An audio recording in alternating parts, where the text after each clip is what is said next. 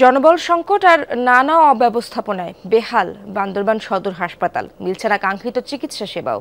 অপরিচ্ছন্ন পরিবেশ আর পানির ভয়াবহ সমস্যার কারণে রোগীদের ভোগান্তি চরমে। সংকট নিরসনে নেই কার্যকর কোনো পদক্ষেপও।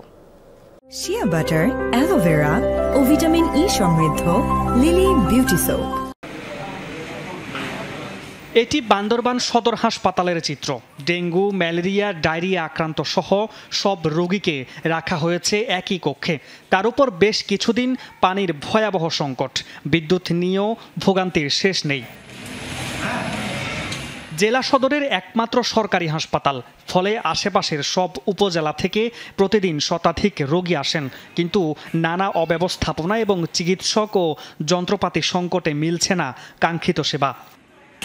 বিশেষ করে যারা রোগী তাদের তো ওয়াশরুমে যাওয়ার প্রয়োজন হয়, কিন্তু পানি না থাকলে তো বিশাল একটা প্রবলেম। আর এদিকে মানুষ গেলে কি মেয়র হয়েছে, কি এমপি হয়েছে, পানি দেয় না কিছু না, হাসপাতালে সব অসুস্থ মরে যেতে আছে। হাসপাতালে পানির সমস্যা আইসে আমি দেখতেছি। হাসপাতালের ভেতরে বাইরে নোংরা পরিবেশ ও ময়লা আবর্জনার ছড়াছড়ি, পানির অভাবে ব্যাহত হচ্ছে পরিচ্ছন্নতার কাজ। 3 দিন যাবত কোনো পানি ছিল না, আজকে 3 দিন পরে আজকে পানি পেয়েছি আমরা।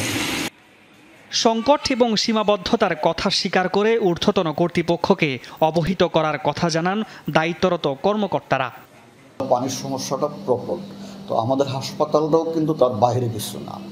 মাঝে মধ্যে পানির সমস্যা হয়, তো একটা উচ্চ ক্ষমতা সম্পন্ন একটা গভীর নলকূপ পিডব্লিউডিতে যে বসানোর প্রক্রিয়া চলছে দেখতেছেন। 50 শয্যার যে জনবল, সেখানে 21 জনের যে আছে, তার মধ্যে 16 জন কর্মরত আছেন। তাদেরকে দিয়ে আসলে আমরা 100 শয্যার যে পুরো হাসপাতালটা রান হচ্ছে।